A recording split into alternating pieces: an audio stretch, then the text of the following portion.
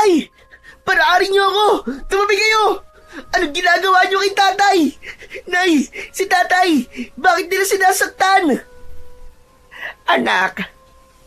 Umalis po kayo sa harapan ko, Nay! Tumabi kayo! Gusto kong makita si tatay! Bakit nila kinakaladkan si tatay? Tama na, anak. Wala na tayong magagawa. Nakikiusap ako sa iyo. Tama na. Anong tama na, Nay?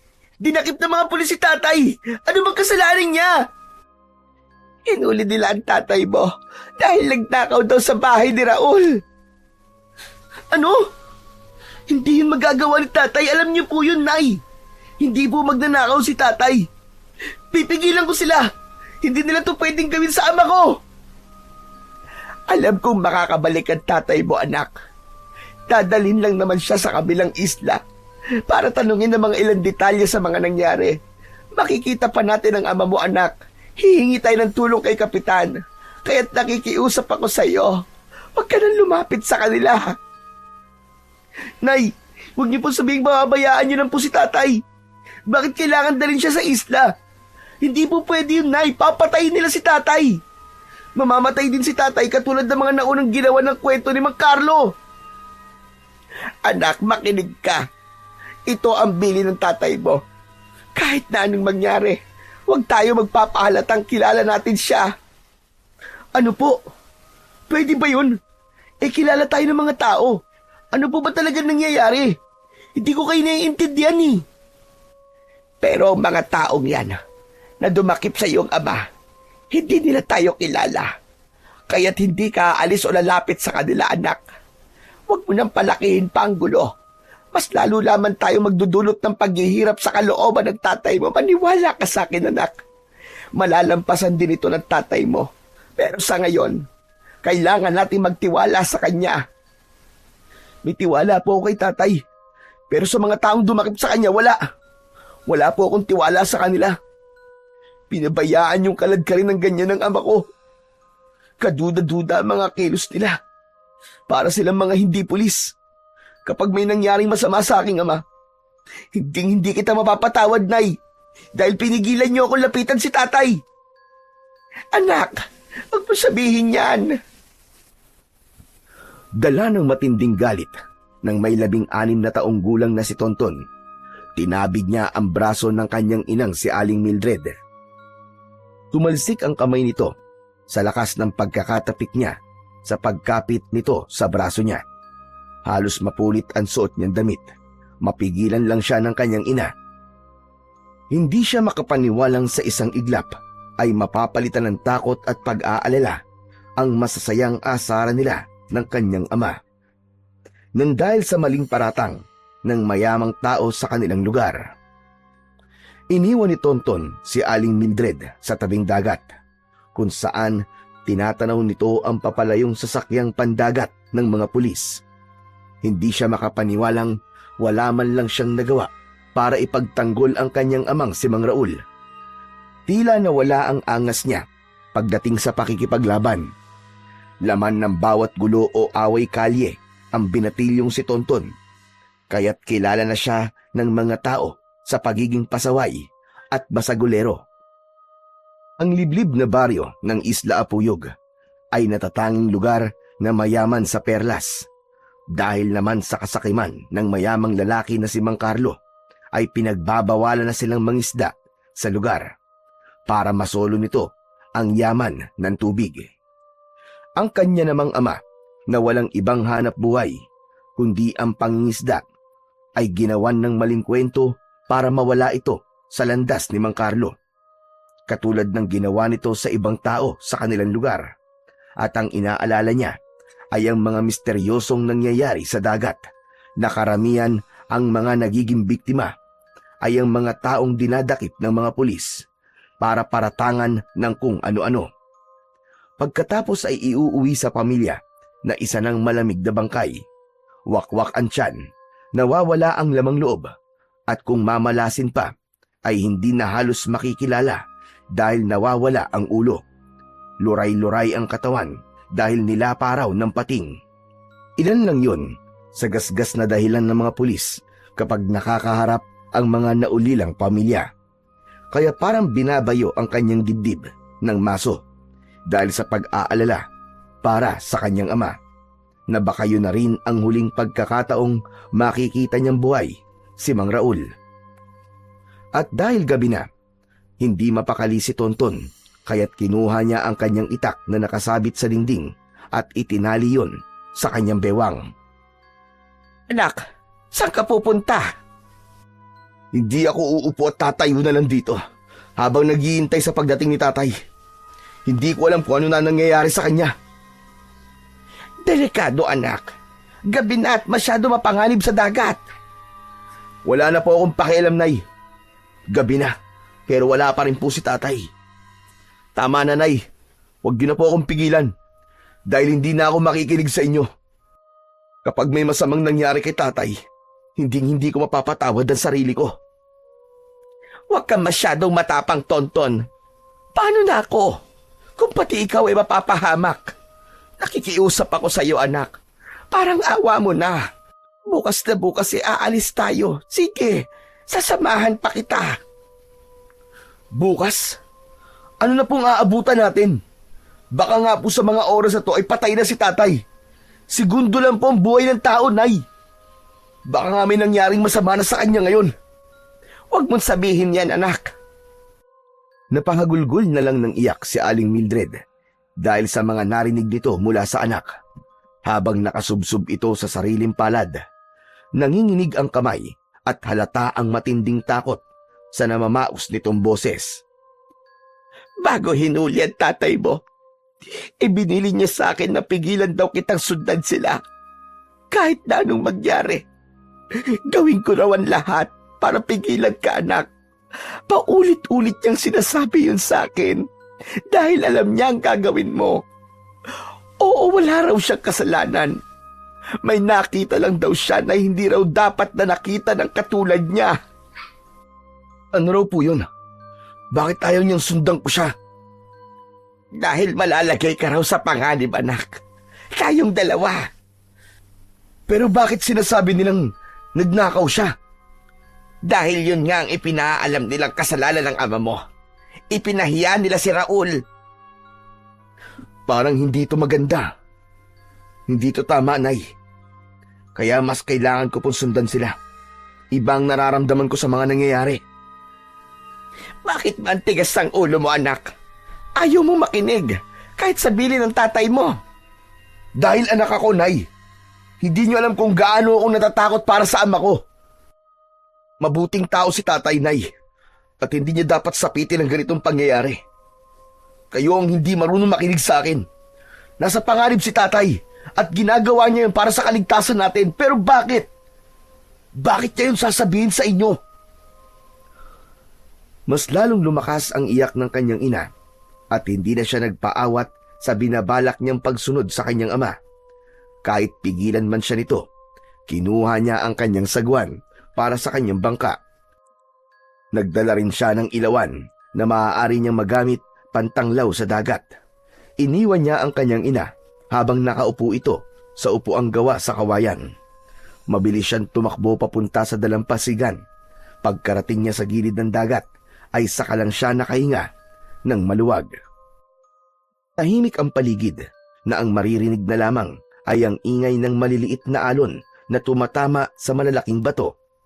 Iginala niya ang kanyang paningin at nakita niya ang naghihintay niyang kulay pulang bangka. Mabilis niya yung tinulak papunta sa malalim na tubig. Pagsakay niya ay inihanda niya ang itak at sagwan. Malalakas ang hampas niya ng sagwan sa tubig bago binuksan ng motor ng bangka. Ngunit sa kamalasan ay nakalimutan niyang bumili ng gasolina. Punong-puno ng pagkadismayang napahampas na lang siya ng kamay sa tubig habang may sumilip na luha sa kanyang mga mata. Hindi ako makakapayag na may mangyaring masama sa iyo, Tay. Hindi! Hindi ako makakapayag! Maigpit niyang hinawakan ng sagwan. Ang sagwan ay isang uri ng kahoy na may hulmang malapad sa dulo na kayang magtulak sa tubig para umabante ang bangka ng taong may hawak nito. Umalimbukay o umikot ang tubig sa malakas na pagsagwan ng binatilyo. Hindi sinasadyang nakakita siya ng matulis na bagay. Nakalitaw yun sa ibabaw ng tubig. Para bang pinipigilan siya nitong umalis. Alam niyang pating yun, kaya tumigil siya saglit. Magsasalita pa sana si Tonton nang biglang umangat ang mukha ng pating at humuni ito na parang isang ibon. Bumundol ang kaba sa kanyang dibdib, lalo na nang lumakas ang ihip ng hangin. Maging ng alon, hindi siya makapagsalita nang lumutang ang muka ng isang nakakatakot na nilalang mula sa hindi kalayuan. Lumangoy itong papalapit sa kanyang bangka. Natakot ang pating sa nilalang na may kakaibang itsura at sa paglubog nito sa tubig ay malinaw niyang nakita ang kumikislap nitong buntot na tulad ng sa isda. Anak ng... Diyos ko po! Anong klaseng isda ang nilalang na yun? Binilisan ng binatilyo ang pagsagwan para lang makalayo sa nilalang na humahabol sa kanyang bangka. Mabilis din ang tibok ng kanyang puso dahil sa takot. Wala na siyang pakialam kung malalaki man ang alon na bumabangga sa kanyang bangka. Ang mahalaga ay makatakas siya. Nang bigla ay may bumangga sa kanyang sasakyan at tumaob ang kanyang bangka. Kasabay ng paghila sa kanyang mga paa, pabulusok pa ilalim. Nabitiwan niya ang sagwan, kaya wala siyang magamit na panghampas sa nilalang na may hawak sa kanyang binti. Naramdaman din niya ang pagbaon ng matutulis nitong kuko sa kanyang kalamnan. Dahil naabot yon ng liwanag na nanggagaling sa sikat ng bilog na buwan, inikutan ng pating ang nilalang na nakakapit sa kanyang mga paa. Habang nakakainom na siya ng tubig alat, nakita niya na parang tinutulungan siya ng pating laban sa mga nilalang na kahawig ng syokoy. Kaya nagkaroon siya ng pagkakataong makalangoy papunta sa ibabaw ng tubig. Mabilis niyang ikinampay ang kanyang paa at kamay para malapitan ang nakataob niyang bangka. Habol ang hiningang yumakap siya sa kanyang sasakyan. Hinugot niya ang kanyang itak sa kanyang bewang bago humingi ng tulong. Tulungan niyo ako! Tulong! Nakikiusap ako! Tulungan niyo ako! Inilinga-linga niya ang kanyang paningin sa paligid. Umaasa siyang may tutulong sa kanya kahit imposibleng mangyari yon dahil puro gilid lang ng tubig ang nakikita niya. Napasigaw pa siya ng mas malakas nang biglang umahon ang pating paharap sa kanya. Nakita niya ang malalaki nitong pangil at nakipagtitigan sa kanya. Parang nababasa niya ang ibig sabihin ng pating dahil sa galaw nito. Tumalikod ito sa kanya na ang ibig sabihin ay sumakay siya sa likod nito. Saglit na nagpaikot-ikot ito sa kanyang tabi nang bigla na naman niyang naramdaman ang magaspang na kamay na humila sa kanyang paa. Bago siya lumubog ulit sa ilalim ng tubig, ay parang narinig niya ang boses ng kanyang ama. Halos manlaki ang kanyang mga mata nang makita niya ang itsura ng nilalang na yon. 4 ang kamay nito na ang kalahating katawan ay sa buntot ng isda. Ang balat ay may kaliskis na kulay pula at palikpik na parang lagari. Ang mala-octopus nitong dila ay ginamit nitong panggapos sa kanyang bewang. Ang mukha nitong may malasyokoy na itsura ang patuloy na humihila sa kanya papunta sa malalim na bahagi ng karagatan. Ang pating na nakita niya kanina ay binangga ang nilalang kaya natanggal ang dila nito sa pagkakapulupot sa bewang niya. Mabilis siyang lumangoy habang nakikipaglaban ng pating sa mga halimaw na pilit umaatake sa kanya. Tinamaan siya ng katawan ng aswang. Kaya't napasuot siya sa butas ng magkaharap na 2 bato at dun nakapagtago. Nang wala na ang halimaw, hindi sinasadyang napansin niya ang isang bagay na kumikislap. Nakasabit yon sa magaspang na bato. Kinuha niya yon sa katinitigan. Kaya lang ay naramdaman niyang parang mauubusan na siya ng hangin. Kaya kailangan niyang lumangoy pa itaas. Paglutang niya ay hinihintay na siya ng pating sa ibabaw ng tubig. Ang tagal mo naman, Tonton. Teka, nasugatan ka ba? Napaawang ang kanyang bibig sa biglang pagsasalita ng pating habang nakakapit siya ng maigpit sa bagay na nasisid niya sa ilalim ng dagat.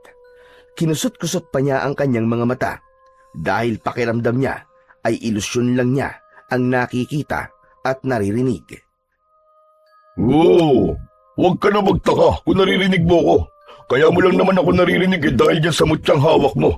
Kailangan na natin makalis dito bago pa nila makuha ang pangil na yan ng mga ninuno ko. Bilisan mo na, kumapit ka na sa akin. Ha? Sumunod ka na lang, Tonton, at saka na lang ako magpapaliwanag sa'yo. Wala nang oras. Halika na, kumapit ka na. Saan? Saan pa? Di sa likod ko. Kanina pa kitang pinapasakay Hindi mo nararamdaman ang sugat mo sa paa. Walang iniwan sa epekto ng salabay ang kanilang mga kuko. Kaya dapat ka na magamot. Bilisan mo na! Kapit na! Umikot ang pating sa bangka bago lumapit kay Tonton. Para siyang biglang napunta sa ibang planeta dahil sa uri ng nilalang na nasa harapan niya. Akma na sana siyang sasampa sa likod nito nang biglang lumubog ang pating sa ilalim. Nakita niya rin ang mala-octopus na dila ng halimaw na nakapalupot sa katawan nito. Hinila ang pating pailalim kasama siya. Tulungan mo ako, Tonton! Alisin mo ang dila niya sa katawan ko! Oo! Gagawin ko! Bilisan mo na! Napapasok ako sa dila niya! Ang mutya ingatan mo at isuot mo yan sa iyong leeg! Isusuot na sana niya ang kwintas sa kanyang leeg nang biglang may humila sa kanyang paa. Magkasama silang dalawa ng pating na bumulusok pa ilalim sa tubig. Tumambad sa kanilang paningin ang maraming halimaw na nag-aagawan sa paghila sa kanila sa ilalim. Tinulungan siya ng pating kaya't nakawala siya. Subalit naramdaman naman niya ang pagguwit ng sakit mula sa kuko ng halimaw na tumama sa kanyang tiyan. Idagdag pa ang epekto ng mga kamay nito na para siyang unti-unting napapaso. Habol ang kanyang hininga na nakakainom na siya ng maraming tubig. Tumama rin ang kanyang ulo sa bato.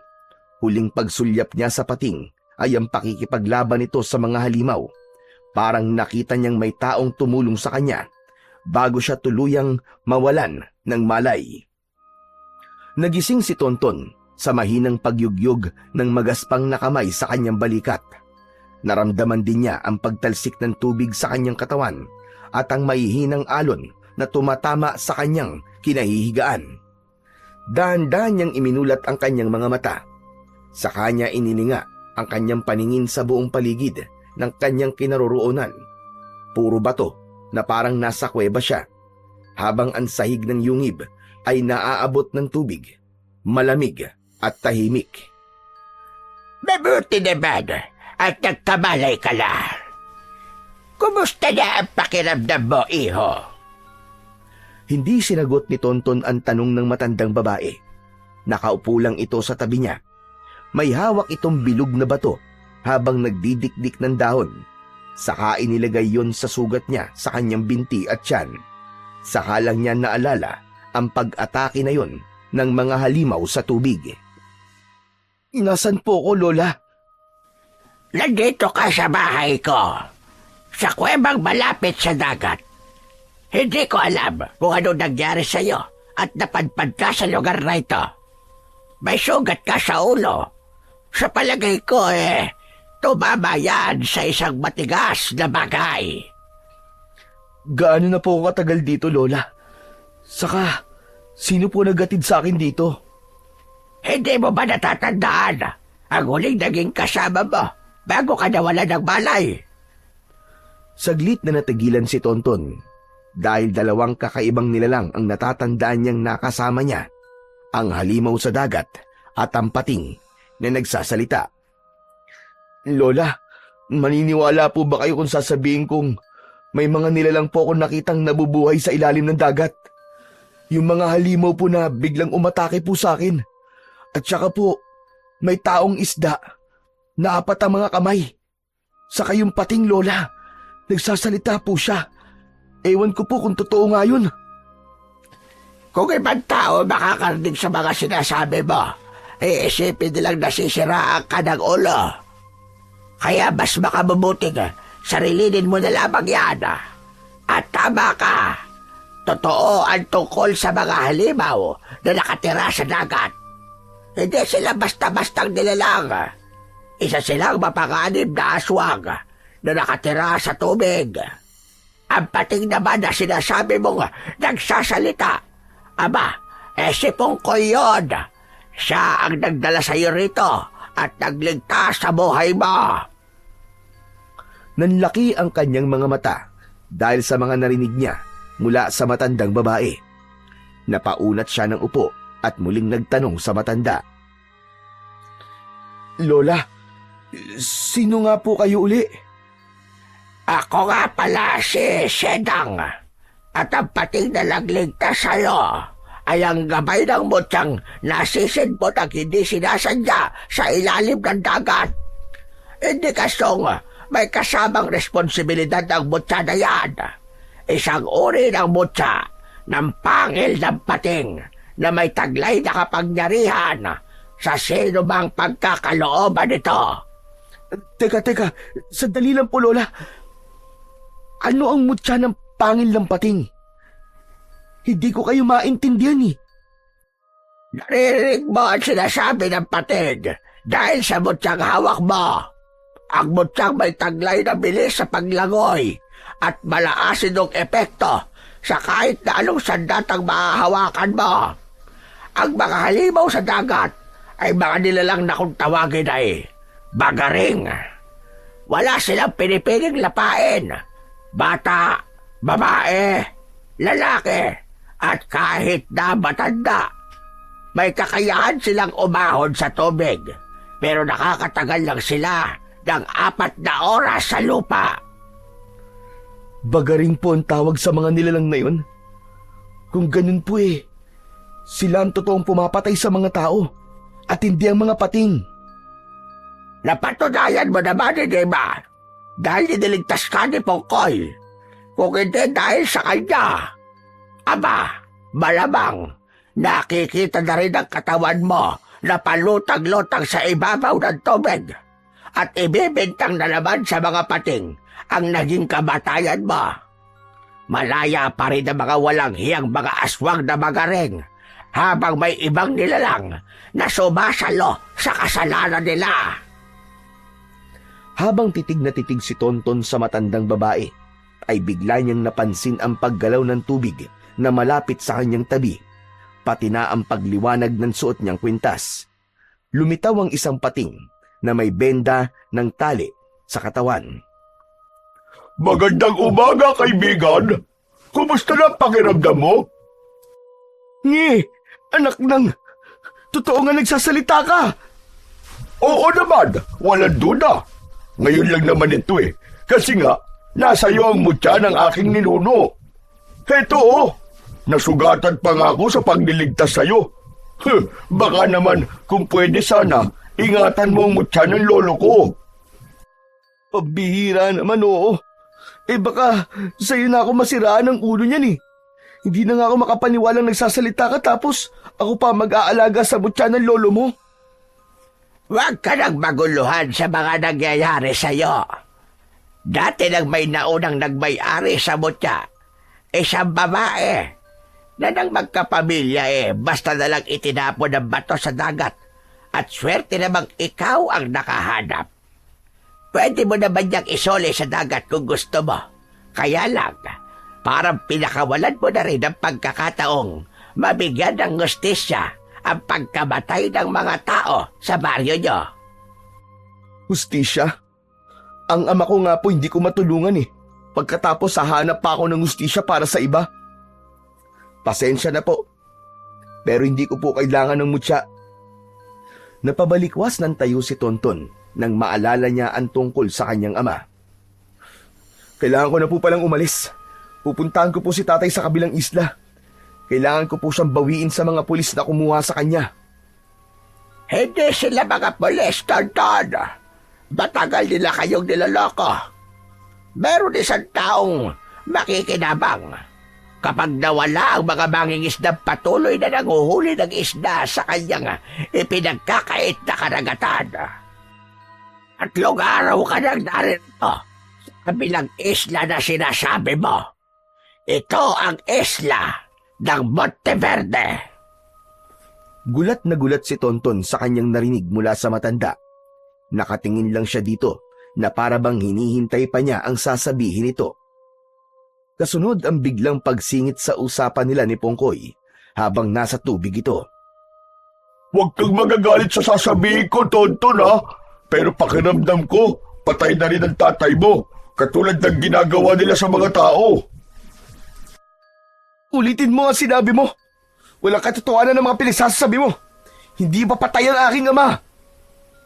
Hindi ka namin pipiliting maniwala. Inihahanda ka lang namin sa posibleng mangyari na baka totoong patay na nga ang tatay mo. Kung hindi nga kita iniligtas, malamang ganun din ang sapitin mo. At baka nga, hindi ka pa makilala ng iyong ina.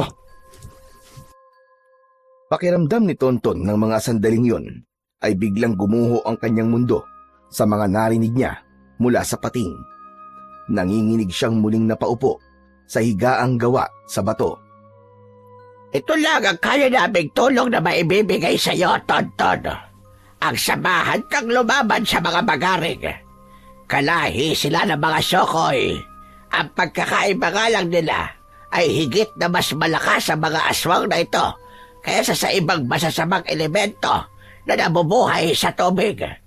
At ang mutya ng pangil ng pating ang mabisang pangontra laban sa kanila.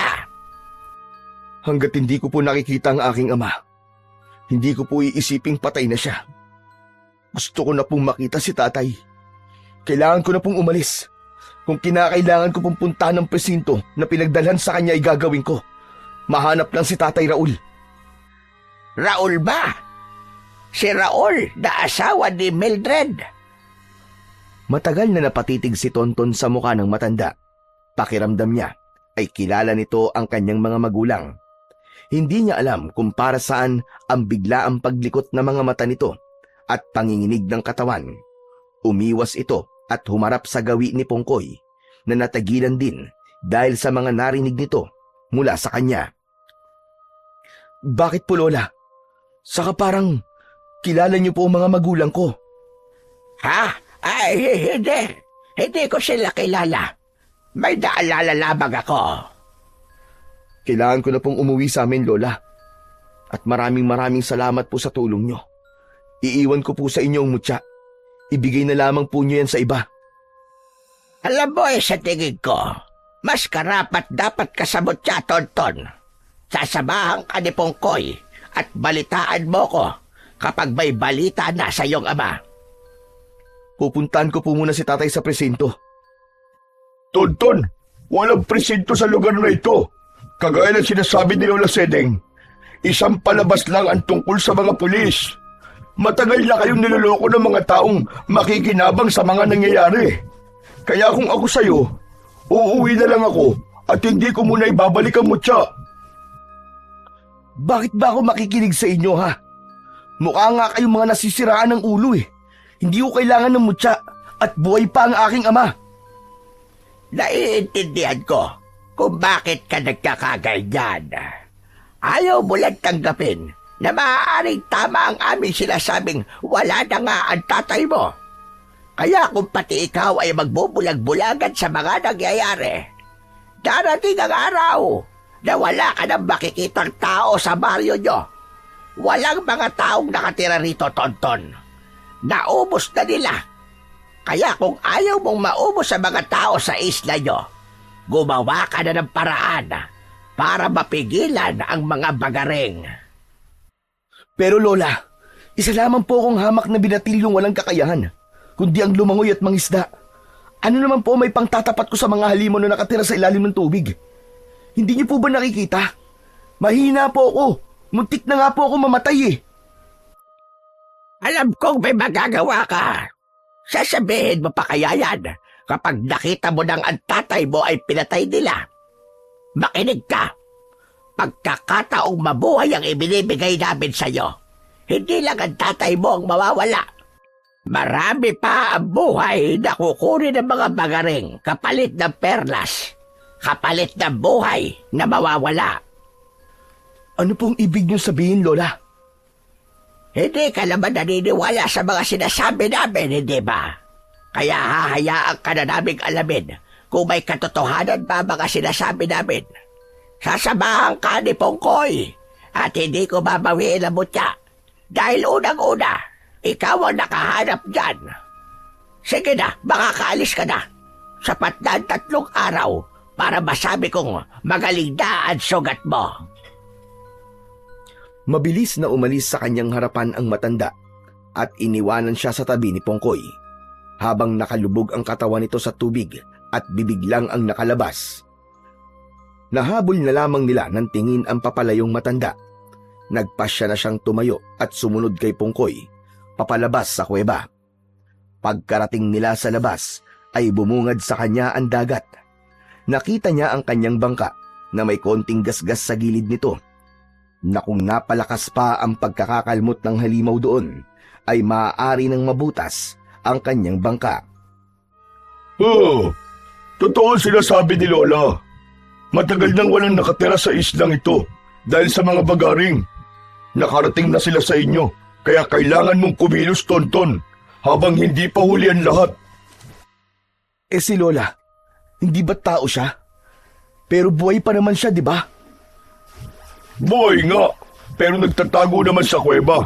Isang makapangyarihang nilalang si Lola Sedeng. Pero na magmula nang mawala ang kanyang kapangyarihan dahil sa naging kahilingan ng kanyang anak noon, ibinigay niya ang kanyang mutya para maging tao ang kanyang anak. Kung ganun, ibig mong sabihin, hindi tao si Lola Sedeng? Oo, Tonton. Dahil sa pagmamahal niya sa kanyang anak, kinalikuran niyang pagiging isang magindara. Pati na mga bato na nag-iisa niyang pag-asa para makabalik sa tunay niyang anyo ay nakuha naman ng pinuno ng mga bagaring. Kaya kung mapapansin mo, malungkot si Lola Sedeng dahil tuluyan ang nasira ang kalikasan ng tubig na matagal niyang iningatan at inalagaan noon. Kaya tulungan mo kami, Tonton. Nasaan ang anak ni Lola? Saka, ang ibig mong sabihin, totoong may mga elementong nakatira sa dagat na nagiging tao dahil sa mutya? Oo, hindi lang kami isang kwento lang. Marami na rin na magpapatunay na totoo ang kagaya nila. At ikaw ay kabilang na rin sa mga taong nakakita sa kanilang mga itsura. Hindi ko to sinasabi sa'yo para pilitin kang tanggapin ang mutya. Pero may batas na sinusunod ang mutya ng pangil. Kung sino ang nakasisid dito, ay siya rin ang dapat na magbalik. Pwede mong itapon sa dagat, oo. Pero ang kapalit naman nun ay hindi ka makakatungtong sa tubig. Kahit kailan. Teka, tinatakot mo lang yata ako eh. Sus, parang wala naman yata sa bokabularyo mo ang salitang takot. Saka seryoso ko sa mga sinasabi ko sa'yo. Ilinga mo nga inyong paningin sa paligid. Ni isang nilalang ay wala kang makikitang naglalakad sa dalampasigan. Alam mo, dating masaya ang islang ito. Pero nang pamahayan ito ng mga bagaring, nagsilbi na lamang itong tapunan ng kanilang natitirang pagkain. Teka, hindi ka ba sasakay sa bangka? Eto na nga, sasakay na. Teka, sigurado ka bang sasama ka sa akin? Oo, kung nasa na mutya ng pangil ng pating, ay naroon din ako. Tandaan mong kapag nasugatan ka, mararamdaman ko rin ang sakit na mararamdaman mo. Pero alam mo bang, ang liwanag ng mutya ay merong kakaibang epekto sa mga bagaring? Anong magiging epekto? Matutunaw sila sa liwanag na nanggagaling sa bato. Ikaw lang at ang mga halimaw na yon ang makakakita sa liwanag.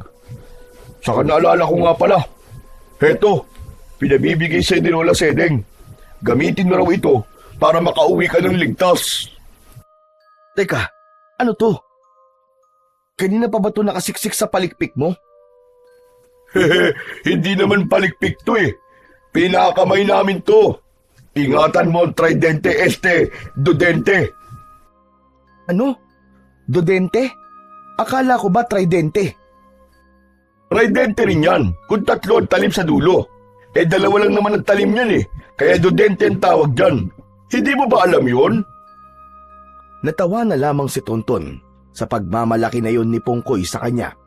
Pinagmasdan niyang mabuti ang dudente, isang uri ng tungkod na gawa sa kahoy at may 2 talim sa dulo na kasing tulis ng pako.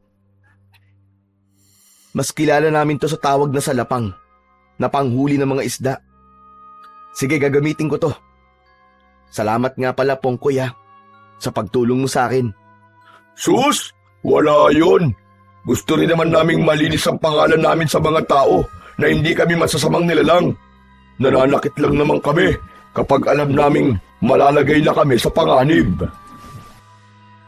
Pagkatapos ng pag-uusap nilang dalawa ni Pongkoy, ay nauna na itong lumangoy papunta sa kabilang isla, habang siya naman ay sumakay sa kanyang bangka at nagsimula ng magsagwan palayo sa dalampasigan ng Isla Monteverde.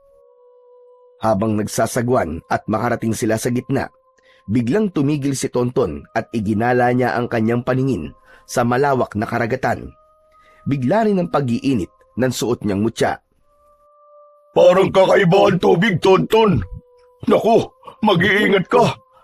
Kung mag-iinit ang suot mong mutya, humanda ka. Mainit na nga, Pongkoy, kaya alam ko na may mga nilalang na nakapaligid sa bangka ko. Inihanda niya ang kanyang salapang. Nakatutok yun sa tubig habang pinakikiramdaman ang galaw ng kanyang bangka. Ilang saglit pa ay biglang gumalaw ang kanyang sinasakyan. Para bang may nilalang na sinusubukang pataubin ang kanyang sinasakyang bangka. Tonton, may mga halimaw sa ilalim ng bangka. Ikaw ang pakay nila. Magtiwala ka sa suot mong mutya. Magagawa mo maglangoy ng mas mabilis at makasisid sa ilalim ng tubig. Kitang-kita ni Tonton nang biglang atakihin ng bagaring si Pongkoy. Nawala sa kanyang paningin si Pongkoy, kaya naman mabilis siyang tumalon sa tubig. Hawak ang kanyang salapang. Nakita niya ang ipo-ipong tubig dahil sa pakikipagpambuno ni Pongkoy sa halimaw. Nang mapuluputan ang kaibigan sa katawan ng mala-octopus na dila ng mga aswang, hinawakan niya ang kanyang mutya bago lumapit sa mga ito. Maging siya ay nagulat sa lakas ng epekto ng kanyang salapang sa katawan ng mga aswang. Para silang tinatamaan ng kuryente sa katawan nang bumaon ang talim ng sandata sa kalamnan nito. Nakawala si Pongkoy sa kalaban at muli itong lumangoy paikot sa kanyang kinatatayuan. Napansin niya rin na kaya niyang tumagal sa ilalim ng tubig. Maya-maya pa ay sumugod sa kanya ang dalawang bagaring. Tinamaan siya sa dibdib ng matulis na kuko ng isang nilalang na umatake sa kanya. Pero agad siyang nakaganti. Nang ubod lakas niyang itarak sa dibdib nito ang kanyang armas. Kitang-kita niya ang pagsama ng dugo nito sa tubig habang nagkikikisay at tumigas ng malakahoy ang katawan. Paglingon niya sa gawin ni Pongkoy ay kagat din ito ang leeg ng isang bagaring. Kahit nagpupumiglas ang halimaw, ay nagawa yung pugutan ng ulo ni Pongkoy gamit ang matutulis nitong mga pangil. Lumangoy na tayo sa itaas. Sa palagay ko, wala na mga aswang. Sabi sa kanya ng kaibigang gabay habang nag-uusap sila sa mata. Mabilis ang kanyang paglangoy paitaas. Habol ang hininga na sumampa siya sa gilid ng bangka. Pero halos manlaki ang kanyang mga mata nang makita ang maraming nakalitaw na ulo ng bagaring sa ibabaw ng tubig. 5 dipa ang layo mula sa kanilang kinaroroonan, kasabay ng malakas na paghuni ng mga ito na parang huni ng pating. Si Pongkoy naman, na hindi umaalis sa kanyang unahan, ay panay din ang langoy para protektahan siya. Tonton, hindi sila aatake sa atin. Sa palagay ko, nakita nila ang ginawa mo sa mga kasama nila. Hindi. Mahirap magtiwala sa kanila, Pongkoy. Halimaw sila at hindi sila makakapayag na merong tatalo sa kanilang hukbo. Magsasalita pa sana si Tonton nang sa pagtitig niya sa mata ng pinakapinuno ng mga ito ay nagulat siyang parang naiintindihan niya ang mga sinasabi ng mga ito sa pamamagitan ng paghuni. Pongkoy, pinagbabantaan nila ako na huwag na raw tayong babalik sa lugar na to kahit kailan. Dahil sa susunod daw na makita pa tayong pumunta sa teritoryo nila, ay mapipilitan na raw silang umahon sa dagat para guluhin ang pamilya ko, pati na ang mga kababaryo ko. Huwag kang matakot sa kanila, Tonton. Totoong nakakausap mo sila sa pamamagitan ng pagtitig sa kanilang mga mata dahil sa mutya na hawak mo. Pero ikaw ang dapat na magbanta sa kanila. Na kung hindi nila ititigil ang pagpatay nila sa mga tao, ay wawasakin mo ang kanilang teritoryo. Ipakita mo sa data mo Ipakita mong hindi ka natatakot sa kanila. Ganun na nga ang sinabi ni Tonton sa higit 20 mga nilalang na nakatingin sa kanila. Lumakas ang mga huni nito at muling sumugod sa kanila. Anak ng putya! Mas lalo nagalit sila sa mga sinabi ko eh! Gustong pagsisihan ni Tonton ang kanyang mga sinabi sa mga halimaw na bagaring. Pero may punto rin naman ang mga sinabi ni Pongkoy. Siya ang dapat na magpakita ng lakas sa mga ito. Kaya kahit nararamdaman niya ang pagod, ay ipinakita niya kung gaano kalakas ang kanyang suot na mutya, pati na ang kanyang sandata. Sinalubong nila ni Pongkoy ang pagsugod ng mga bagaring. Paiikutan ko sila at magtatawag ako ng mga kasama ko. Hindi sila makakalapit sa'yo dahil mapapasok sila sa katawan mo. Mag-iingat ka lang sa kanilang dila. Dahil yun ang gagamitin ng sandata laban sa'yo. Hindi bali sa katawan katamaan ng dila. Huwag lang sa leeg. Lumubog sa tubig si Pongkoy. Mabuti na lang at araw ng mga oras na yon, kaya malinaw niyang nakikita ang mga kalaban. Kakaibang halimaw ang mga kalaban nila ngayon dahil may kakayahan ng mga ito na tumagal sa sikat ng araw. Inunahan ni Tonton ang pinuno ng mga ito sa pag-atake. Subalit mabilis lumangoy ang bagaring, kaya nailagan nito ang pagtama ng kanyang sandata sa katawan nito. Dumami rin ang mga bula sa tubig dahil sa komosyon nila sa ilalim, kaya hindi niya kagad nakikita ang pagsugod ng mga kalaban. Mabilis na lumangoy paikot si Tonton na para bang ipo-ipo. Sa pagharap niya sa 2 bagaring ay tinamaan ng mga ito ng kanyang sandata sa tigkabila ang talim ng kanyang salapang. Nakita yon ng pinuno at galit na sumugod dito sa kanya. Sa muli niyang pagsirko sa tubig, lumikha yon ng malakas na liwanag na dumaloy sa hawak niyang salapang. Bumaon ang talim ng kanyang sandata sa katawan ng pinuno, pero malakas din ang taglay nitong kapangyarihan at tumalsik siya sa ibabaw ng tubig. Humampas ang kanyang katawan sa bangka. Sakto naman ang pagbalik ni Pongkoy kasama ang ilang mga pating. Nasindak ang mga kalaban sa malalaking kakamping pating ni Pongkoy. Kitang-kita niya ang pagkagat ni Pongkoy sa leeg ng mga kalaban. Halos pagtig-isahan ng mga ito ang mga bagaring na walang nagawa kundi ang lumangoy papalayo sa kanila para tumakas. Gusto pa sanang sumugod ng pinuno ng aswang kay Tonton, pero nalagasan na ito ng mga tauhan, kaya't isa na lamang pagbabanta ang iniwan nitong salita. Batay sa pagkakatitig nito sa mga mata niya, sinabi nitong babalik ito at sisiguraduhing mapapatay siya kasama ang kaibigang gabay na si Pongkoy. Grabe! Kumuntikan ka na mapahamak, Tonton! Mabuti na lang at nakarating kagad ako. Aba, teka! May sugat ka sa likod! Huwag mo akong intindihin. Ayos lang ako, Pongkoy. Tulungan mo na lang akong makasampa sa bangka at umalis na tayo. Umikot ng paglangoy si Pongkoy para gawing tuntungan ni Tonton ang katawan nito. Pagkasampa ni Tonton sa bangka, saka lang din niya naramdaman ang sakit ng sugat niya sa kanyang likod. Sandali lang, Tonton. Sigurado ka bang kaya mong isagwa ng bangka? O magpapatulong tayo sa mga kaibigan ko? Sa palagay ko, Pongkoy, maganda yung naisip mo. Pero hindi kayo pwedeng makita ng mga tao at baka saktan nila kayo. Oo, alam namin yon. Pero kailangan na natin makalis rito. Baka bumalik ang mga bagaring. Itinaas ni Pongkoy ang bibig nito at humuni ng malakas. Halos sabay-sabay ang mga kapamilya nito sa paglitaw sa ibabaw ng tubig at sama-sama ang mga ito sa pagtulak sa kanyang bangka. Pagkalipas ng kalahating oras na paglalayag, ay inihatid lang siya ng mga ito sa lugar na malapit sa dalampasigan. Ilang minuto lang ang kanyang ginawang pagsagwan bago nagpaalam sa kanya ang kaibigan. O paano, kaibigan? Kailangan ko na munang umalis. Madali mo naman akong matatawag kapag nandito ka na sa dalampasigan.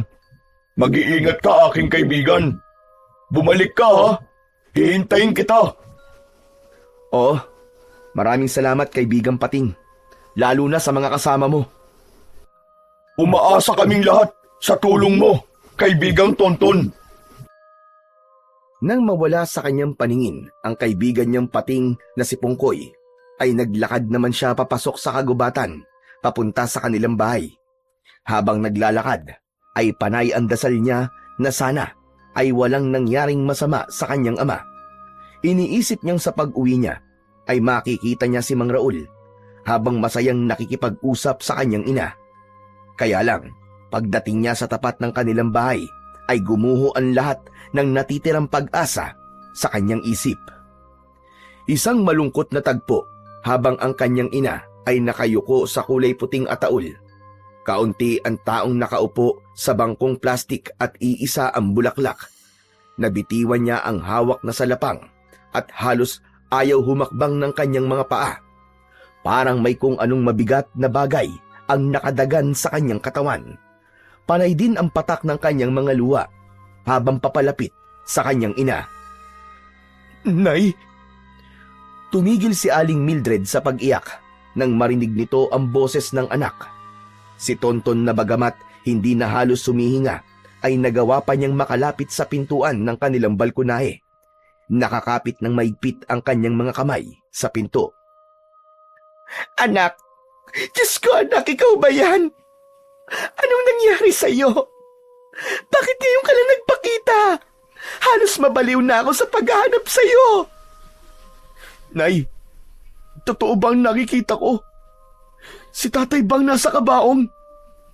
Hindi sumagot si Aling Mildred sa tanong ni Tonton. Sa halip, tumakbo ito sa kanya at mahigpit siya nitong niyakap. Hindi na niya napigilan ang kanyang sarili. Bumuhos ang masaganang luha sa kanyang mga mata. Walang matigas na puso kapag ang magulang na ang pinag-uusapan. Walang kasing sakit. Para siyang nauupos na kandila.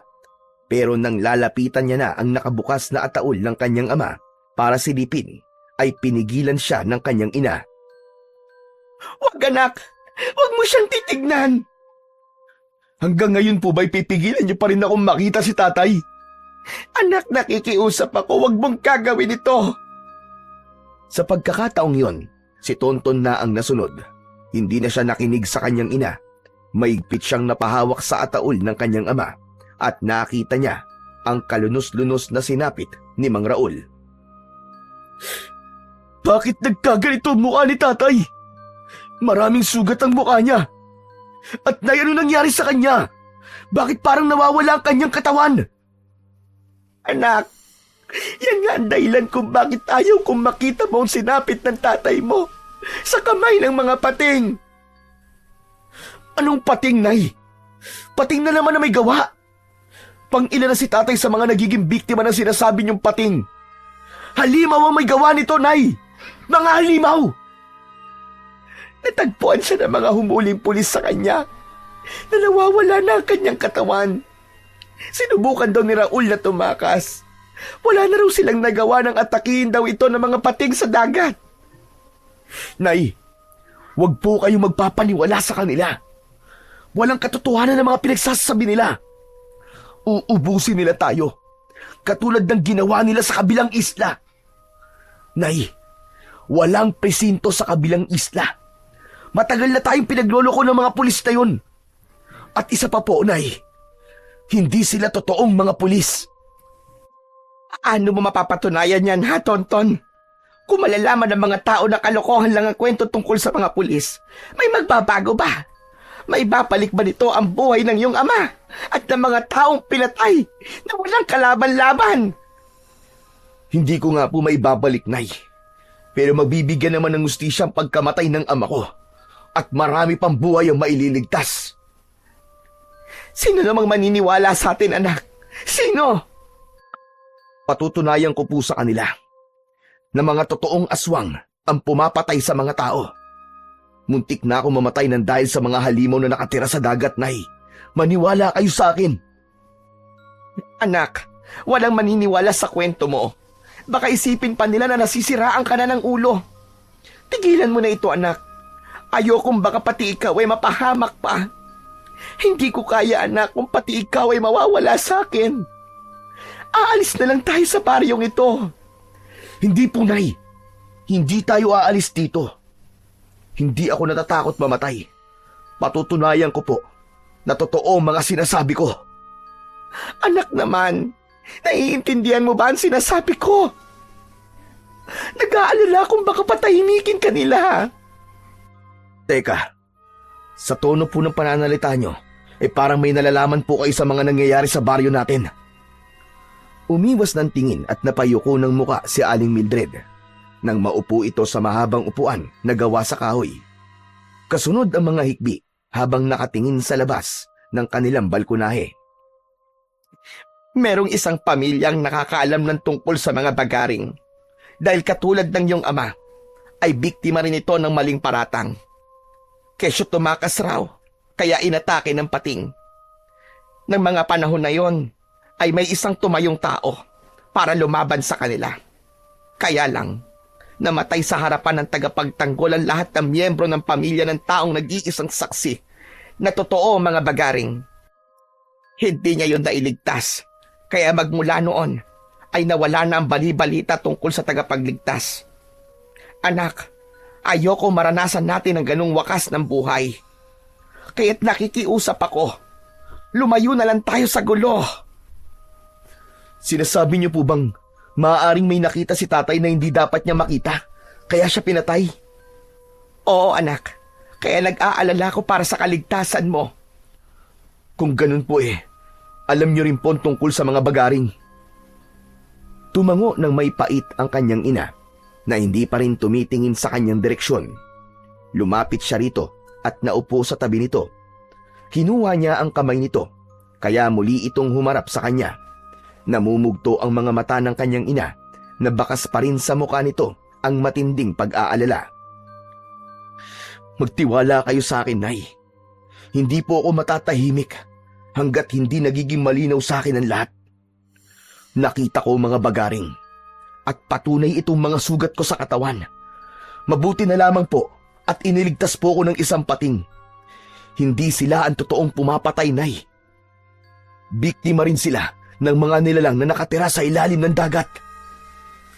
Alam ko anak, at alam din yan ng ama mo. Napakunot ang kanyang noo na napatitig sa mukha nito. Hindi niya narinig ang gusto niyang malaman sa ina dahil nabaling ang atensyon nito sa suot niyang mutya ng pangil ng pating. Anak, saan mo nakuha ito? Hindi napigilan ni Aling Mildred ang hindi mahawakan ng palawit ng kwintas na nasa leeg ni Tonton.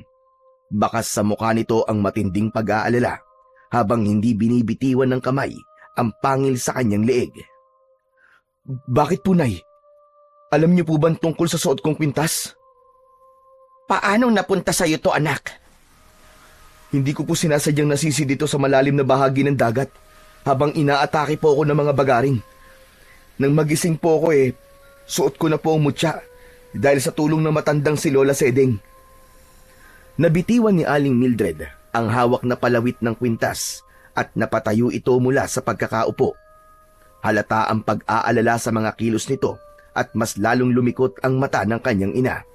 Kaya naman, napatayo na rin siya habang nakakunot ang kanyang noo. Nay, bakit?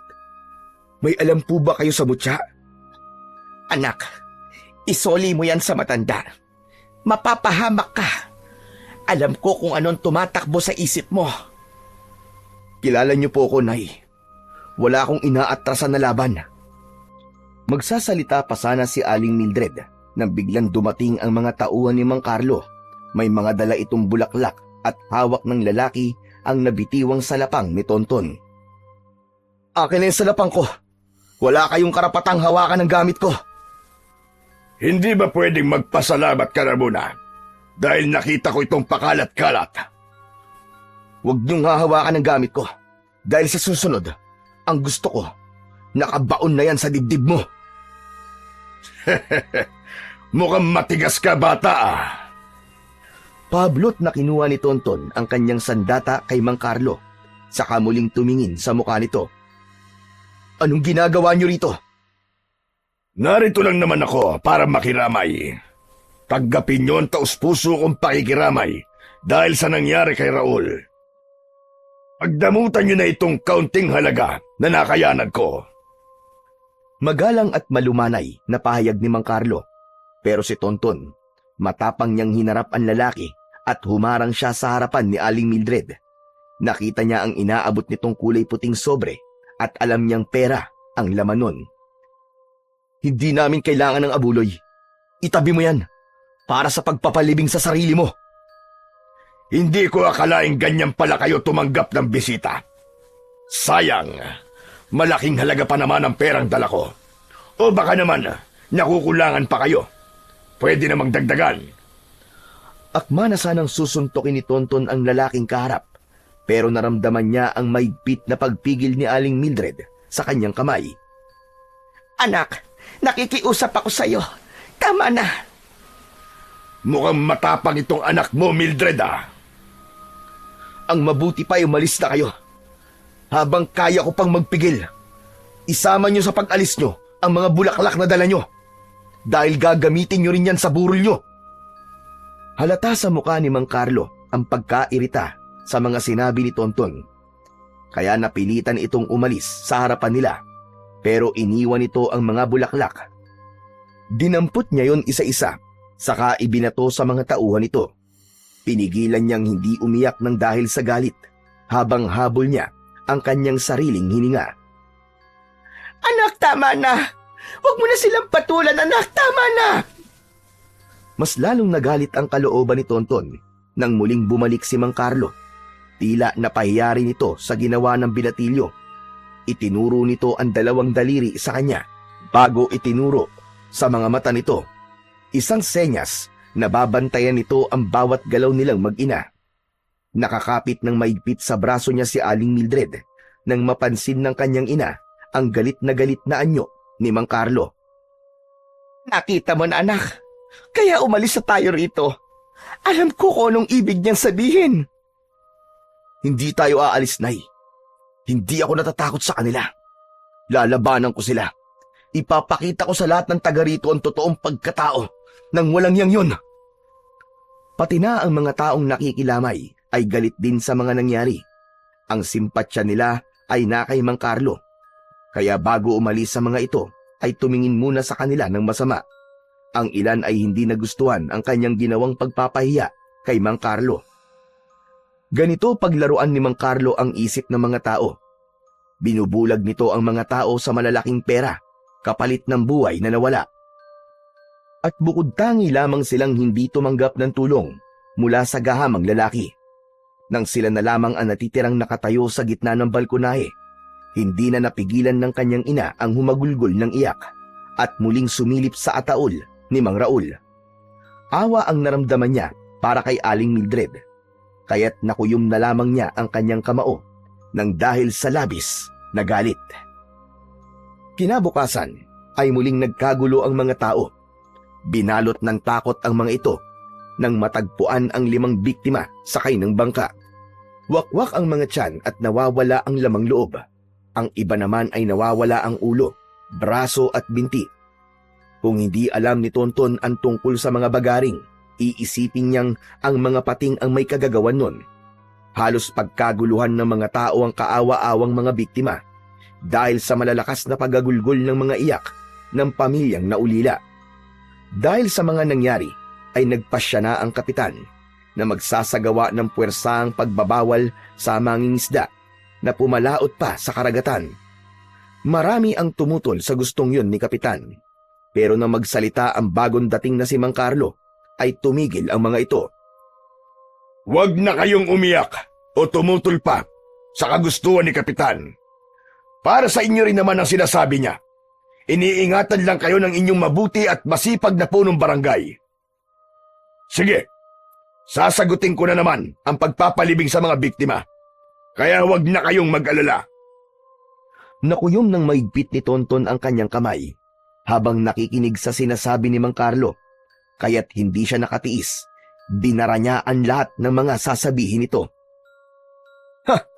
Kung hindi ko pa alam na ikaw ang totoong makikinabang kung sakaling wala nang pumalaot sa dagat para mangisda.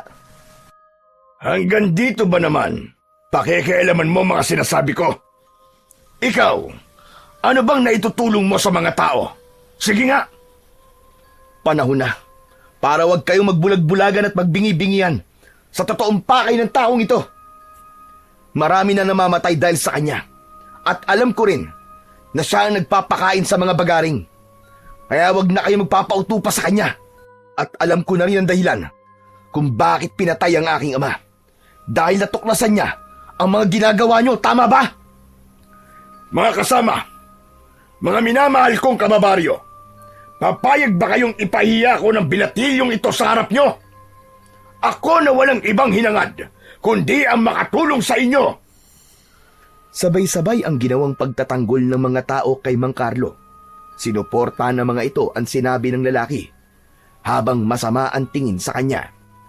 Indikasyon na hindi niya na mapapaniwala ang mga tao dahil sa pera ni Mang Carlo, lalo na nang magbukas ito ng kulay itim na bag at iniabot ang mga pera sa pamilyang nawalan. Kaya ba ng binatilyong ito ang pagbibigay ng pera sa inyo? Layunin kong makapagligtas ng mga tao at makatulong sa inyo.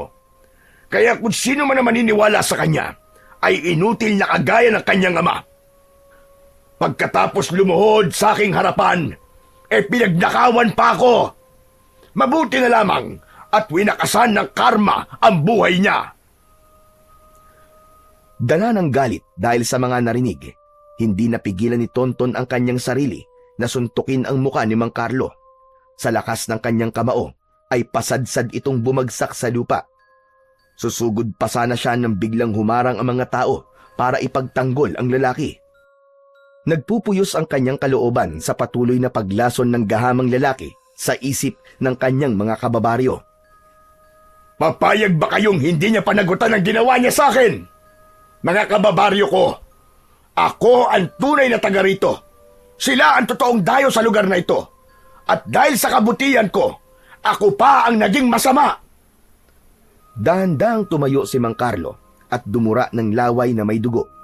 Masama ang tingin nitong inutusan ang mga tauhan na hawakan ang binatilyo. Galit na galit din ang mga tao, kaya naman hinarap niya ang mga tauhan ito. Hindi siya nagpahawak sa mga ito. Walang makalapit kay Tonton. Nagtaka ang mga tao sa malakas at bilis ng kamao ng binatilyo. Umatake ng suntok sa kanya si Mang Carlo, kasabay ng mga tao na gustong ipagtanggol ang matanda. Pero hindi rin siya makapapayag. Nasasaktan at pagsasalitaan nito ng masama ang kanyang ama. Sa pagsirko niya sa ere, ay pinakawalan niya ang magkakasunod na sipa sa mukha ni Mang Carlo. Kasama ng pagbagsak nito ang mga taong tumulong sa lalaki. Sa kanya ito nilapitan at kwinelyuhan ang damit. Hindi magnanakaw ang ama ko. Alam kong pinatahimik niyo siya para mailihim sa lahat ng mga gawain niyo. Babantayan kita, lintik ka. Simula sa oras na to, ako ang magsisilbi mong anino. Bitiwan mo ang damit ko. Pagsisisihan mo ito. Wala kang respeto sa matanda. Isa ka lamang hamak na binatilyong lampa. Walang kakayahan at walang lakas para patumbayin ako. Isa kang anay at kayang-kaya kitang tirisin. Tama ka. Anay nga lang ako. Ngunit ako ang anay na magpapabagsak sa pader na itinatayo mo. Tandaan mo yan. Tuluyan nang nawala ang kanyang paggalang sa lalaki. Dinuraan niya ito sa muka na lalong ikinagalit nito. Saktong kadarating lang ng kanyang inang si Aling Mildred para pigilan siya. Anak, tama na! Diyos ko, tama na! Pagsisisihan yung dalawa ang ginawa niyong ito sa akin. Tumayo ito at hinubad ang damit, saka umalis sa lugar na yon. Naiwan silang mag-ina sa harap ng mga tao. Sinabi ng kanilang mga kababaryo na sila ang totoong dayo sa lugar, kaya wala raw silang karapatan na makialam sa mga gawain ng lalaki. Hinding-hindi ako aalis. Kung hindi man taga rito ang mga magulang ko, dito pa rin sa lugar na ito ako sinilang. Kaya gigisingin ko kayo sa kawalan nyo ng pakiramdam sa totoong nangyayari sa paligid nyo. Lalong-lalo ka na, Kapitan. Ikaw pa naman po ang inaasahan na magtatanggol sa amin. Dahil sa naging kaibigan kayo ng aking ama. Isa kang malaking kahihiyan. Akma na sanang magsasalita si Kapitan para pagsabihan siya na masakit. Ngunit nagawa na niya kagad na maituro rito ang kanyang hintuturong daliri bilang pagpigil sa tangka nitong paglapit sa kanya. Naramdaman niya ang maigpit na pagkapit sa kanyang braso ng nanginginig na kamay ng kanyang ina habang umiiyak ito dahil sa takot. Hindi niya alam kung saan hinuhugot ni Aling Mildred ang mahaba nitong pasensya at nakakaya nitong matagalan ang lahat ng panlalait ni Mang Carlo sa kanyang ama. Hanggang pagsapit ng gabi ay hindi dalawin ng antok si Tonton. Kaya naman naisipan niyang tumambay sa tabi ng dagat habang dala niya ang kanyang salapang. Sinilip na muna niya ang kanyang ina na nakatulog na sa tabi ng ataol ng kanyang ama. Yun na ang huling gabi ni Mang Raul, ngunit ni isa sa mga kababaryo nila ay walang nais na makiramay. Para silang tinalikuran ng buong barangay dahil sa mga sinabi ni Mang Carlo kanina. Ilang minuto lang ang kailangan niyang lakarin bago siya nakarating sa dalampasigan. Napansin niya si Pongkoy na kanina pang pabalik-balik sa tubig na parabang naghihintay sa kanya.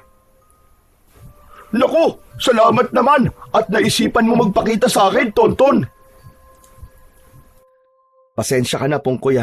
Nakalimutan kong may usapan nga pala tayo. Tama kay ni Lola Seding. Patay na nga ang ama ko. Kaya muntik na ako mabugbog ng mga tao ng pagsusuntokin ko ang hayop na yon. Alam kong may alam siya sa mga nangyayari. Dahil kung wala, bakit naman siya magiging masaya nang marinig niyang hindi na pwedeng mangisda ang mga tao sa dagat? Noon pa man ay alam na namin ni Lola Seding ang tungkol sa gawain ng lalaking yon. Kaya siya patuloy na yumayaman ay dahil sa mga perlas na ibinabayad sa kanya ng mga aswang, kapalit ng buhay ng tao. Pero ngayon, sobra na talaga ang ginagawa niya. Kailangan mo ng kumilos, Tonton, bago pa umabot ito sa kabilang baryo. Uubusin ng mga bagaring ang mga taong malalapit sa karagatan. Pongkoy, parang nawawala na nga ako ng pag-asang lumaban. Nag-aalala ako kay nanay Paano siya kapag may nangyaring masama sa akin? Pero sasapitin din niya ang mga nangyari sa mga biktima, kasama ng tatay mo. Ang totoo ay humihingi ako ng pasensya sa iyo dahil sa pagsisinungaling ko. Ang totoo niyan kung bakit alam na namin ni Lola Seding ang tungkol sa pagkamatay ng iyong ama ay dahil nasaksihan namin ang nangyari kay Mang Raul. Ano ka mo? Hindi naman ako ang totoong nagligtas sa iyo kundi si Mang Raul. Siya ang namatay para mailigtas ka, Tonton. Pero kahit hindi naman niya yung nagawa, alam niyang papatayin din siya ng mga tauhan ni Mang Carlo. Malaki ang utang na loob ko sa iyong ama. Dahil minsan niya na akong iniligtas nang mahuli ako ng lambat na mga mangingisda. Kung ganun, ang ibig mong sabihin, kaya ako nabubuhay ngayon ay dahil ibinuwis ni tatay ang buhay niya para sa akin. Pero, bakit nagsinungaling kayo sa akin? Paano nangyari yun? Ang buong akala ko hindi ko na siya naabutan ng gabing yun. Sinadya nilang dalhin sa gitna si Mang Raul para patayin. Kaya lang, nakita ko sila at nakilala niya ako. Hindi niya alam na ikaw ang inaatake ng mga aswang. Kaya nang makita niya ang itak na hawak mo, nagmamadali siyang tumalon sa tubig para iligtas ka. Hindi Imposible niya akong mailigtas dahil nag-iisa siya. Saka masyadong malakas sa mga kalaban. Bakit niya ginawa yun? Kailangan pa bang itanong yan, kaibigan? Natural, ama siya. Natural na gagawa siya ng paraan para mailigtas ka na anak niya. Kaya naman, sinasabi ko ito sa'yo para kumilos ka na. Patayin mo ang mga alagad ng pinuno ng bagaring. Ngayon ang oras ng pagpapakain sa mga aswang ng mga tauhan ni Mang Carlo. Pagkakataon mo na ito para pigilan sila. Pero, paano ko naman sila mapipigilan? Tutulungan kita, Tonton, na pigilan sila. May mga bagong biyag sila na pumalaot sa dagat. Hindi pa nila yun ipinapakain sa mga aswang hanggat hindi pa dumarating si Mang Carlo. Kapalit ng perlas na ibabayad ng mga aswang. Si Lola Seding, hihintayin niya tayo sa kabilang isla. Teka, kailangan ko muna magpaalam kay nanay. Bakit? Sa tingin mo, Tonton, papayagan ka niya kapag nalaman niyang susugod tayo sa mga aswang? Saglit na natigilan si Tonton sa tanong ni Pongkoy. Hinanap niya ang kanyang bangka. Nang makita niya ang sasakyan ay lumapit siya rito. Akma na sana niyang bubuhayin ng motor nito nang pigilan siya ni Pongkoy. Wag, Tonton! Sagwan lang, sapat na. Ako na ang bahala sa iyo pagdating sa laot. Kapag gumamit ka ng motor sa bangka, maaaring mabulabog natin sila. Kinausap ko na ang buo kong pamilya at nakahanda silang tumulong sa atin. Ilang biyagan nakita mo sa bangka nila? 4 na lalaki at 1 dalagita. Para daw yun sa pinuno. Ang ipinagtataka ko lang, para bang may hinihintay pa sila. Ano? Anong ibig mo sabihin? Kanina ko pa silang nakikitang nakatambay sa kabilang puno na yun, oh. Pero nakasakay na ang mga biyag nila. Sino kaya ang hinihintay nila? Dahil madilim ang dalampasigan at hindi yun abot ng liwanag na nagmumula sa luma niyang gasera, hindi niya maaninag kung gaano karami ang kalaban. Pagkakataon na nating sugurin sila, Pongkoy. Huwag, Tonton. Susundan lang natin sila para malaman natin kung saan sila nakatira o kung saan ang tagpuan nila. Pero paano kung mabigo tayong iligtas sila? Dito pa lang, simulan na natin. Akma na sanang lalapit si Tonton para sumugod sa mga kalaban nang bigla siyang nanigas sa kanyang kinatatayuan. Nakita niya ang bagong dating na biyag. Pamilyar sa kanya ang suot nitong damit habang nagpupumiglas sa pagkakahawak ng 2 lalaki. May taklob na kulay puting tela ang ulo nito.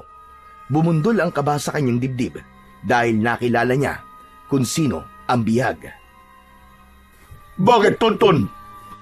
Anak ng putya, si nanay biyag nila. Hindi ko dapat iniwan si nanay. Paano na to? Anong gagawin natin, Pongkoy? Kung ganun si Aling Mildred pa lang hinihintay nila. Kailangan kong iligtas si nanay, Pongkoy. Sira ba ang ulo mo? Hindi mo siya maililigtas kung bigla ka na lamang susugod sa kanila. Paano kung pati ikaw ay mahuli nila? Katulad na pagkasunduan namin ni Lola Sedeng, hihintayin natin makarating sila sa tagpuan ng mga yan. May nakahandang dinamita para sa kanila. Pero baka mapahamak si nanay. Hindi sa lahat ng oras ay tapangan dapat mong pairalin. Sa pagkakataong ito, kailangan ng tamang diskarte kung paano natin sila madadala sa bitag. Hindi man siya sumasang-ayon sa gustong mangyari ni Pongkoy, subalit may punto rin naman ang kaibigan niyang Pating. Magagawa niyang lipulin ang mga kalaban kapag magkakasama ang mga ito sa iisang lugar. Gawin mo ang lahat na makakaya mo, kaibigan, na hindi mawawala sa paningin mo ang bangkang sinasakyan nila. Dahil konting pagkakamali mo lang, baka pati ang nanay mo mawala na rin sa'yo. Yun ang hindi ko papayagang mangyari. O paano? Mauna na ako sa'yo ah. Huwag na huwag kang lilikha ng ingay para hindi sila makaramdam sa pagsunod natin. Mabilis ang ginawang pagsakay ni Tonton sa kanyang bangka. Gamit ang sagwan ay maingat niyang sinundan ang bangkang sinasakyan ng kanyang ina.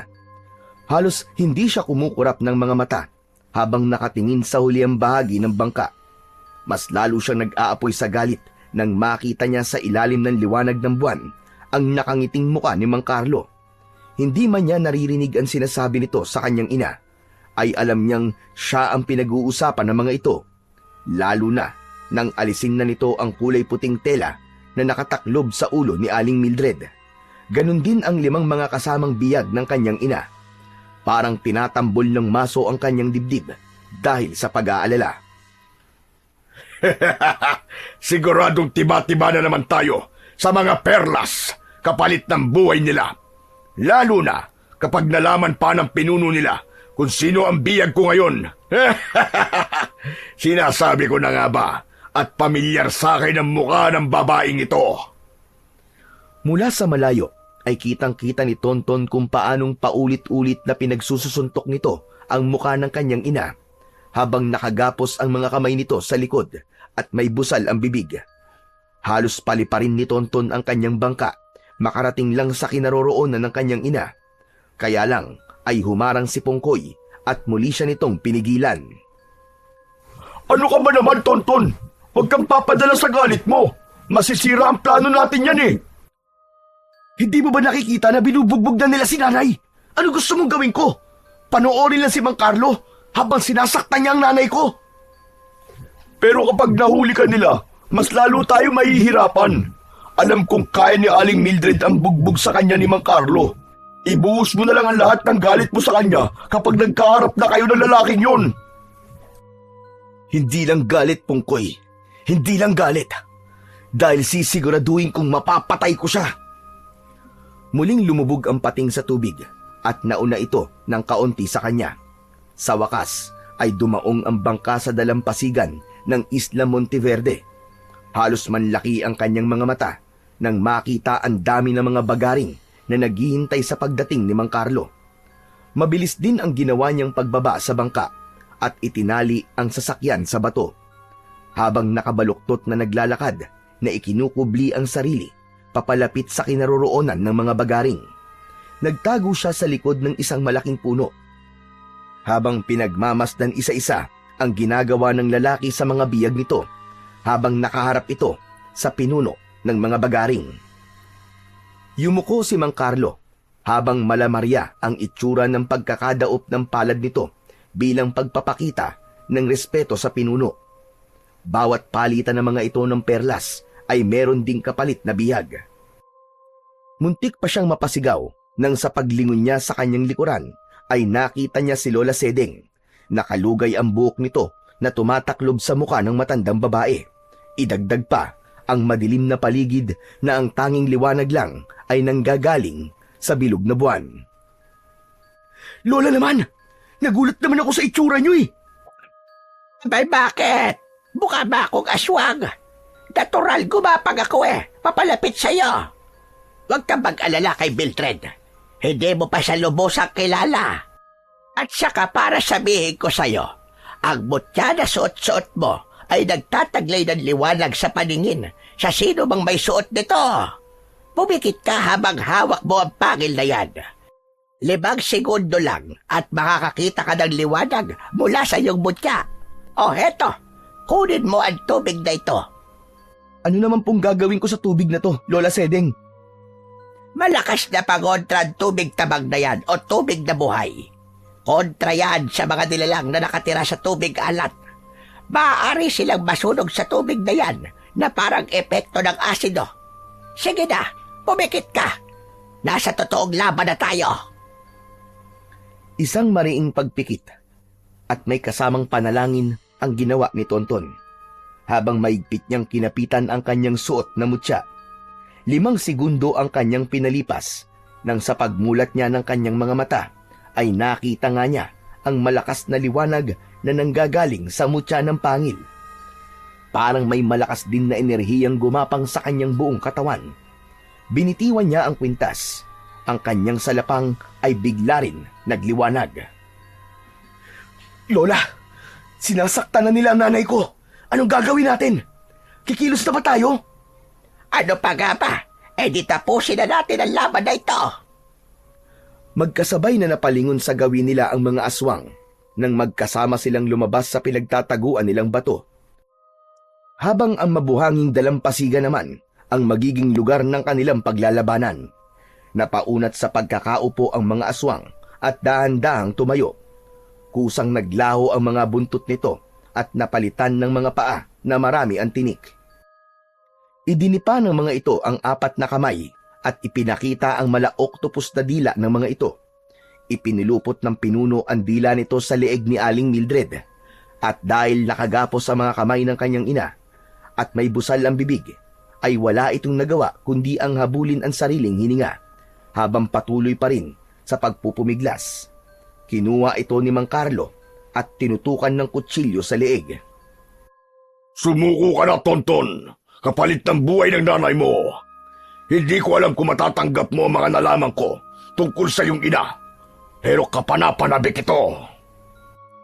May mas kapalapanabik pa ba sa mga nalaman namin tungkol sa iyo? Alalahanin mo kapag nakaligtas sa 5 biyag na yan kasama kami. Ito na rin ang magiging katapusan mong hayop ka. Dahil wala ka ng lugar na babalikan at sisiguraduhin kong makakaligtas ang mga yan. Nakita ni Tonton na humarang sa unahan ang pinuno ng mga bagaring. Sinabi nito gamit ang mga titig sa kanya na kapag hindi raw niya isinuko ang mutya ay papatayin sa harap niya ang mga bihag kasama ang kanyang ina. Ako magbibigay ng pagkakataon sa inyo para mabuhay. Ibalik niyo ang aking ina at pakawalan niyo ang mga biyag. Dahil kung hindi, mawawalan kayo ng tiraan sa lugar nyo. Tapos na rin na maliligayang mga araw nyo. Umalingaw-ngaw ang malakas na huni ng pinuno ng mga aswang. Inalis nito ang dilang nakapalupot sa liig ng kanyang ina at hindi nga niya inaasahang kukuha ito ng isa sa mga biyag para ipakita sa kanya kung paano nito kakainin ang biktima. Kaya lang, naging maagap naman si Lola Sedeng. Meron na pala itong nakahandang dinamita sa likuran ng mga kalaban. Isang malakas na pagsabog ang ginawa ng matanda na ikinamatay ng mga bagaring. Sumambulat ang lamang loob ng mga aswang sa buhangin at nagkagulo sa dalampasigan. Pero mas lalong nanlaki ang mga mata ni Tonton nang bigla niyang nakita ang ginawa ng kanyang ina. Natanggal nito ang lubid na nakagapos sa mga kamay nito para itong naging ibang tao nang umatake ito sa mga aswang na bagaring. Tara na! Kailangan na nating umatake. Tulungan natin ang iyong ina. Kahit nagulat ay sumunod si Tonton kay Lola Sedeng. Dala ang tubig na nakalagay sa pang-spray sa halaman. Maigpit niyang hinawakan ang kanyang salapang at unang sinugod ang mga halimaw na pumuprotekta sa pinuno ng mga ito. Ang iba naman na tumakas ay biglang tumakbo sa tubig, pero hinarangan na ito ng mga pating na pamilya ni Pongkoy. Para itong mga pirana na malakas ang tampisaw sa tubig dahil sa pakikipagpambuno sa mga bagaring, laban sa malalaking pating na sabay-sabay na umaatake sa kanila. Ang kanya namang ina ay nakikipaglaban sa mga tauhan ni Mang Carlo. Walang makalapit kay Aling Mildred. Lahat ay bumabagsak sa lupa. Samantalang si Lola Sedeng naman ay hinarap ang natatarantang pinuno ng mga bagaring. Patayin niyo sila! Isama niyo mga biyag! Hindi sila maaaring makatakas! Si Mang Carlo naman, habang hawak nito ang maliit na baul na naglalaman ng mga perlas, ay walang tigil sa kakasigaw sa mga tauhan nito. Ngunit huli na para sa mga tauhan na patayin ang mga biyag dahil nagawa na ni Tonton na pakawalan ng mga yon. Tumulong na rin ng mga ito na kalabanin ang aswang na bagaring. Kanya-kanya ng kalaban na halos walang gustong magpatalo. Tumalsik si Lola Sedeng sa malakas na pag-atake ng pinuno ng aswang. Bumagsak ito sa buhangin. Ang ibang mga pating naman ay napupuluputan sa katawan ng dila ng mga aswang. Kaya tinulungan na muna niya ang mga pating. Bawat pag-atake niya sa mga kalaban ay naninigas ang mga katawan ng mga ito at sumusuka ng malapot na likido bago nagmumukhang kahoy na tila nasunog sa liwanag ng kanyang mutya. Anak, tulungan mo si Nanay Sedeng. Aatakihin na siya ng pinuno ng mga bagaring. Bilisan mo! Ibuhos mo muna sa kanya ang tubig na hawak mo at gawin mo ang lahat para mawala ang kwintas niya sa leeg. Mabilis na tumakbo si Tonton papalapit kay Lola Sedeng. Umaatras ito habang nakaupo sa buhangin at hindi inaalis ang paningin sa pinuno ng mga aswang. Saktong paglukso ng aswang ang pagtalon din ni Tonton pasalubong sa pag-atake nito. Magkasabay silang bumagsak sa buhangin pero kagad din siyang nakabangon at nasalo ng kanyang salapang ang dila ng bagaring na gustong umatake sa kanyang leeg. Ito na magiging katapusan mo, hayop ka! Hindi kita hahayaang magtagumpay! Mamatay ka ng halimaw ka! Kasabay ng pagsugod ng pinuno, ang pagsirko ni Tonton sa ere at ubod lakas niyang itinarak ang kanyang salapang sa batok nito. Bumulwak ang dugo at naputol ang kwintas nito na gawa sa kulay itim na perlas. Nanginginig ang kanyang kamay dahil sa matinding galit at puot. Akma na sana niyang lalapitan ito para bunutin ang salapang sa batok nito nang bigla niyang naramdaman ang pagbaon ng kutsilyo sa kanyang braso. Pagharap niya, ang nakangising si Mang Carlo ang nakita niyang may hawak sa kutsilyo. Wala pang makakatalo sa akin. Lalo na ang isang paslit na katulad mo. Nasa akin pa rin ang huling halakhak. Nasa iyo na nga ang huling halakhak. Nasa kamay ko naman ang tagumpay. Mabilis na inagaw ni Tonton ang kutsilyo sa kamay nito at ubod lakas niyang ibinaon ang kutsilyo sa dibdib ng lalaki, direkta sa puso nito. Paulit-ulit niya tong sinaksak. Tinandaan niya kung ilang biktima ang namatay ng dahil kay Mang Carlo at yun din ang bilang kung gaano karami ang saksak na ginawa niya sa katawan nito. Maging ang mga bihag ay hindi napigilan ang mga sarili. Kumuha ang mga ito ng tig-iisang mga bato at pinagtulungan nila itong pukpukin sa ulo. Nabitiwan ito ang maliit na baul na kumalat sa buhangin ang mga perlas. Dala ng bugso ng damdamin ng mga tao. Pinulot ng mga ito isa-isa ang perlas at isinubo yun sa bibig ng nakaandusay na si Mang Carlo. Paglingon ni Tonton sa gawin naman ng pinuno ng mga aswang, ay nakita niya ang pagbuhos ng matanda ng matabang na tubig sa katawan nito. Saka nito inilagay ang dinamita sa katawan ng aswang. Hindi makagalaw ang pinuno at huli na para tumakas. Dahil ang kahuli-huliang dinamita ay pinaputok ng matanda sa katawan nito. Nagkalasog-lasog at kumalat ang karne at lamang loob ng pinuno ng mga aswang sa buhangin. Anak, tulungan mo si Pungkoy! Ako na ang bahala sa mga natitirang kalaban! Hindi halos makapaniwala si Tonton sa husay makipaglaban ng kanyang ina. Lumapit ang binatilyo sa durug-durug na katawan ng pinuno ng mga aswang at kinuha niya ang kanyang sandata. Bago lumapit sa tabi ng dagat kung saan ay naaabot yon ng alon. Humawak muna siya sa mutya ng pangil ng pating, saka ipinikit ang kanyang mga mata. Gumapang ang malakas na enerhiya sa kanyang buong katawan at sa pagmulat ng kanyang mga mata, kumalat ang liwanag sa buong paligid. Ubod lakas niyang itinarak sa buhangin ang kanyang salapang. Nagkikikisay ang mga aswang habang hindi nakokontrol ang pagsusuka hanggang sa masunog ang mga katawan nito sa liwanag na nanggagaling sa mutya. Tumigil ang lahat maliban sa mga natitirang tauhan ni Mang Carlo. Sinubukan pa ng mga ito na tumakas papalayo sa kanila. Pero mabilis lumangoy si Tonton at bago pa man makalayo ang mga ito, nakatalon na siya sa loob ng bangka at winasak niya ang sasakyan ng mga ito gamit ang luwiliwanag niyang sandata. Bagamat siya lang ang nakakakita sa liwanag ng kanyang salapang, alam ng mga tauhan ni Mang Carlo na malakas ang kanyang sandata. Hindi na ito nakaligtas sa mga galit na mga pating. Nilapa nila ang katawan ng mga tauhan ni Mang Carlo, katulad ng paglapa ng mga aswang sa kanilang mga nagiging bihag. Anak, ayos ka lang ba? Nagawa mo, anak. Nagtagumpay ka. Medyo masakit lang po ang braso ko, Nay. Pero ang mahalaga, napatay na po natin ang mga aswang. Maraming salamat, kaibigan Tonton. Pinalaya mo kami. Hindi na kami matatakot maglibot sa karagatan. Wala na ang mga halimaw. Salamat din sa tulong nyo, kaibigang Gabay. Lalong-lalo na sa buong pamilya mo. Sabay-sabay na lumutang ang mga bibig ng mga pating sa ibabaw ng tubig.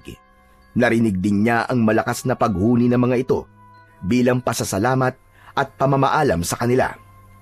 Inilalayan siyang maglakad ng kanyang ina papunta sa dalampasigan kung saan nakita nilang nakangiting hinihintay sila ng matanda. Gulat na gulat siya nang biglang magyakap ang dalawang babae sa harap niya na parabang matagal na nilang kilala ang isa't isa. Nay, Lola, anong ibig sabihin ito? Magkakilala po ba kayong dalawa? Anak, patawarin mo ko kung inilihim namin ang tatay mo ang tungkol kay Nanay Sedeng. Lalo na at ang buong akala talaga namin ay patay na siya. Si Nanay Sedeng ay ina ng tatay mo. Ako naman ang unang babaeng nagmay-ari sa mutya. Si Raul ay pamilya ni Nanay Sedeng. Isa siyang lahi ng Magindara, ngunit mabuting nilalang. Dahil sa perlas na suot ng pinuno ng aswang, hindi na sila nakabalik sa tunay nilang anyo. Kinuha ang kanilang lakas, kaya naging alipin sila ng mga bagaring sa mahabang panahon. At ako rin ay nabigong tagapagligtas ng isang pamilyang nasawi, nang dahil din sa mga aswang. Seryoso po ba kayo sa sinasabi nyo, Nay? Kung lahi po sila ng mga Magindara, ang ibig bang sabihin, isa rin po kung... Hindi, anak. Malakas ang dugo ng tao, kaya hindi ka nila kauri. Kaya pala ang husay nyo makipaglaban, Nay. Dahil kayo po pala ang babaeng ikinikwento sa akin ni Lola Sedeng. Nagmarinig ko ang pangalan ni Mildred na nanay mo. Doon ko nalaman na si Raul pala ang nakita kong pinagtutulungang atakihin ng mga aswang. Hindi ko man lang nakausap ang iyong ama. Pero mula sa malayo, alam kong bago siya pinatay, ay nakita niya ako. Alam ko yon. Masaya siya ng mga sandaling yon. Kitang-kita ko. Ang tila matigas na anyo ni Lola Sedeng ay unti-unting lumambot at pumatak ang masaganang luha mula sa kanyang mga mata.